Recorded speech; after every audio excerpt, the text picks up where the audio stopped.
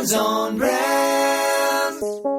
Hey, what's up, everyone? Today we're talking about moments, how to create magical moments within your content, within your shows that you can highlight and share out to your audience.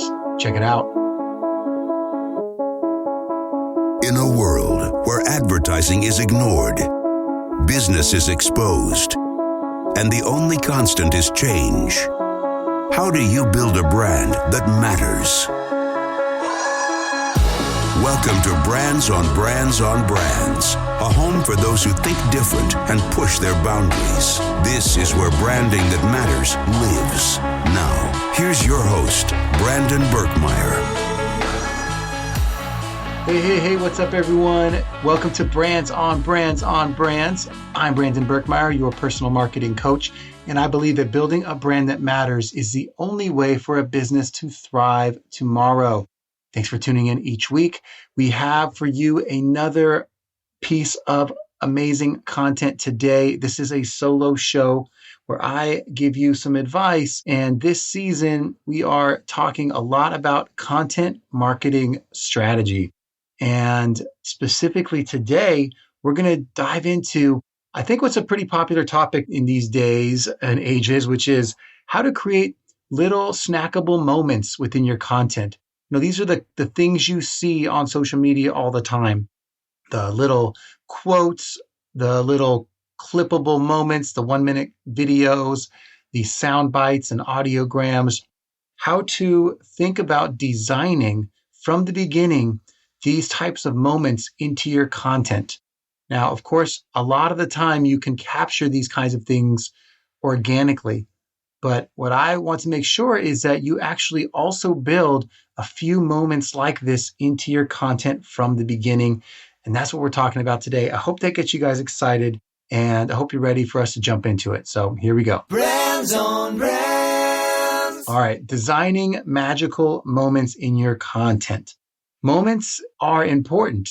Moments are important because most of the time we don't remember every piece of something we hear or learn or see. We do remember a couple of usually 1, 2, 3 things that stand out. And those standout ideas or concepts I like to think of as moments. And they may be aha moments. They may be emotional moments. They may be moments of insight or moments of appreciation, or just moments where you related to what something that was being said. And the key to those is that those moments typically are remembered if they made you feel something, whether that made you feel something emotional or they made you feel something that like you learned something or the gratitude, like I mentioned. They are moments that stand out to you because it was something that you needed at that point in time. So what I'm going to talk about today is how do we think about building moments like these into our content. And I'm going to get into 3 different ways you can do that, 3 different things to think about that are pieces of this designing moments puzzle. So number 1 is stories. Number 2 is quick wins. And number 3 is quotables. So those are what we're going into today. So stories are obviously very powerful in our culture.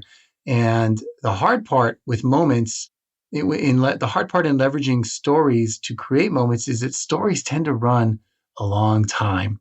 So let me give you an example and we can kind of go from there. So I'm going to tell you a real story. This is true. This happened just a few days ago.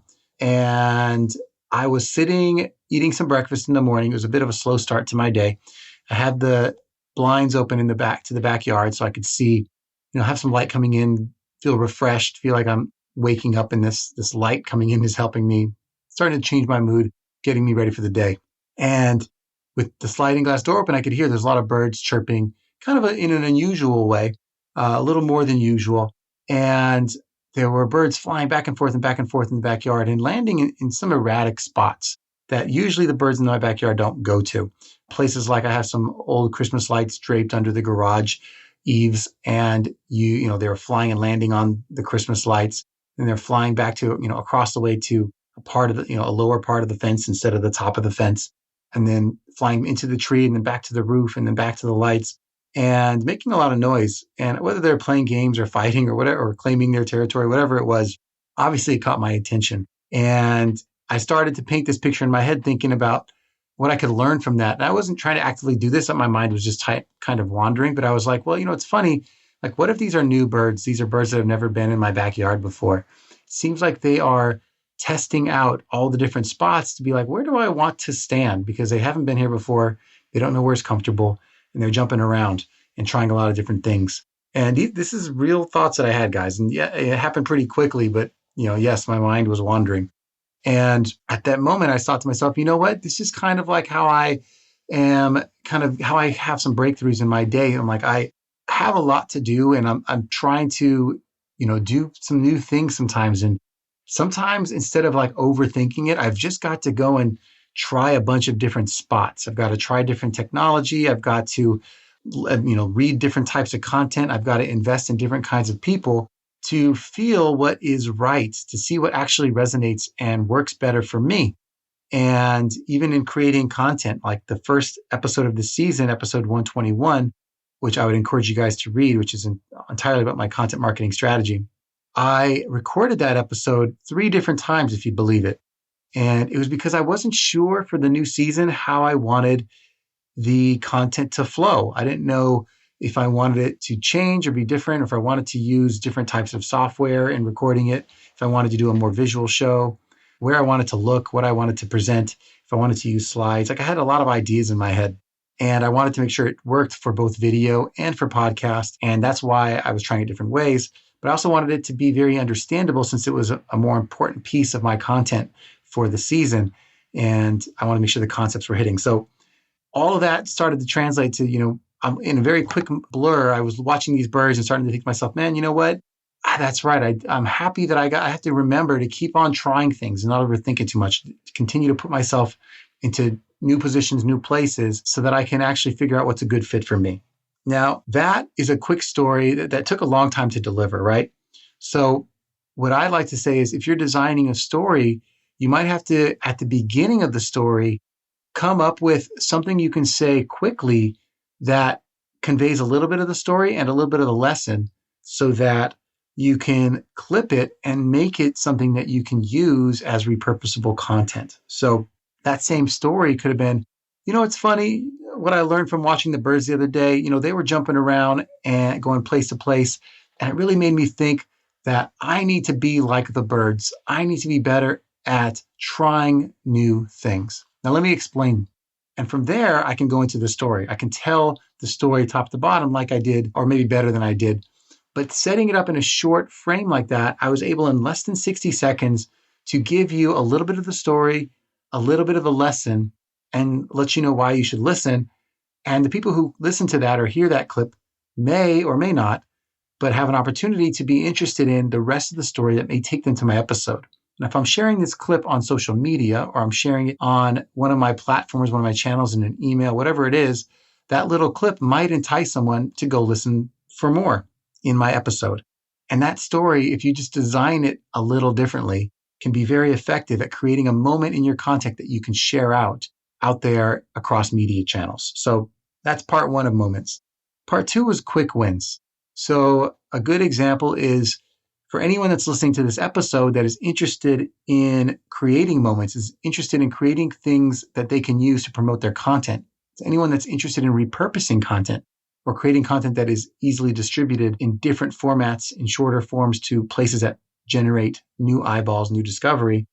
I have a simple cheat sheet, a simple starter guide to how to design content like this, that from the moment you push record, and even before then, has been planned and designed to be more repurposable, to be easier to cut and clip and shorten, to create lots of content out of one piece of content.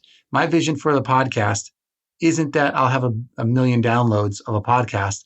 It's that I can create hundreds of pieces of content from the podcast that I can share across all the media channels that actually help drive discovery of the show. So with that, I designed this amplification checklist, and you can get that just on the homepage of my website at brandsonbrands.com. You'll see it in a red box right there towards the top. It's my amplification checklist. You can click it, and it's got, I think, 10 to 15 things that you can do before you press record that will help your content be more repurposable, kind of like this episode. So that's my quick win that I give to you. So I'd like you to think about, what is your quick win that you can put into your content that your audience can use right away? And it doesn't always have to be something downloadable like the thing I gave. It might just be a tip, or it might be a shift in the way they think, or it might be something that you say, just take a moment and pay attention for just 10 seconds. What I really want you to do is think about this, or answer this question for yourself. And they might actually do that. They might actually take that moment, answer the questions, and get a quick win from what you're asking them to do. That's a content way to do it. You can also ask them to take an action that they wouldn't have normally taken. You could become their accountability partner. There's a lot of ways to create quick wins in your content that the users, the audience members, might say, you know what, if I didn't do anything else, or I don't remember anything else from that episode, that little action that I took, that little win that I got from the episode was worth it and makes me want to listen to more episodes. And those quick wins, you can also share again out in content. You can say, that little lesson that you shared, that little mindset shift, you can share as repurposable content, as a clip. Or maybe some of the testimonials you'll get, the people who said, that little thing you taught me was hugely impactful. Maybe that little thing is something you can reshare as a testimonial or as a comment on your content. So all of that helps create a moment for your business. And then the third piece is quotables. So what I'd like to say is, you're creating this feast of content. And what I'm trying to get you to create is just little moments in the content that are memorable, little extra bites, little tidbits, because the people that are listening to your content, they are looking for breadcrumbs. So don't just create content that they can consume, create breadcrumbs. Now, if I had to express that to an audience member as advice, I would say to them, you should be looking for breadcrumbs everywhere you go. Don't just consume content. Look for breadcrumbs, the small insights that grow your business, because you never know where you're going to learn the next thing. And it might be those little things that go a long way in your business. Now, the first 20 seconds of that, the first 10 seconds of that even, are a quotable clip. They are something I can put in writing, in a text format as a quotable image. It's something that I can clip the audio of and create an audiogram for, which is just an image with the waveform on it. It's a soundbite that I could use. Any of that is something that can be used over and over and over again. And I can design these things. I could come up with these ahead of time just by thinking, what's my topic today? Well, what's just one simple thing I want people to remember? What's one lesson? And you can design that. There might be lots of things I can quote today, but some of them might run for 2-3 minutes. They won't all concisely deliver a quotable message as quickly as a one-off lesson could. So my idea to you is to say, you know what, come up with a quotable for every piece of content, just one thing that you could say that's maybe 10 words or less. So for me, it would be, don't just consume content, look for the breadcrumbs. That's it. It's vague enough to drive curiosity. It's interesting enough and different that people might say, I wonder what that was about. And then they might read the content, the context of your graphic or your social post, and you might be able to elaborate on what you mean by that and where they can go to listen to the episode where you dive deeper. These are all moments within your content that you can design that drive engagement and interest. And when you can build that in from the beginning, you're creating a more well-rounded piece of content. Your entire show shouldn't be quotables or quick wins or stories. It should all work together in a full format. But if you design these things ahead of time, it should be easy for you to pepper them in, as opposed to trying to grab something that wasn't quite perfect. And when you try to make a quotable out of it, has extra fluff in it that you didn't need, or things in it that just don't really stand out. So design this ahead of time. This is one of my larger lessons within my content marketing strategy, is all the things that you can design up front. If you haven't listened to episode 121, where I lay out all of this, you're missing out.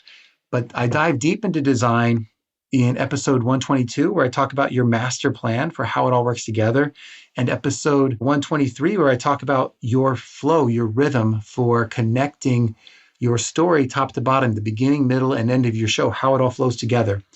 So if you are listening to this and you haven't thought about or haven't even listened to these other episodes where we dive into how do you build a show from top to bottom, the master plan for your content, the flow of your content, and then today, the moments that you want to design into your content, I'd say go back. They all work together. These 3 episodes work together hand in hand. So that's what I want to leave you with today.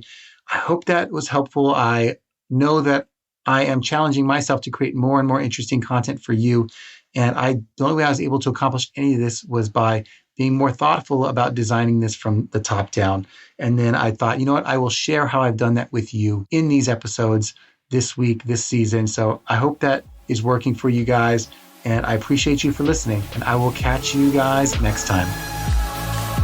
You've just taken your marketing knowledge to another level with this episode of Brands on Brands on Brands. But we have plenty more ways to not just help you build a business, but build a brand. Head over to brandandbrands.com for more resources, as well as access to our blogs, videos, and exclusive coaching sessions with your host. Be sure to visit brandandbrands.com.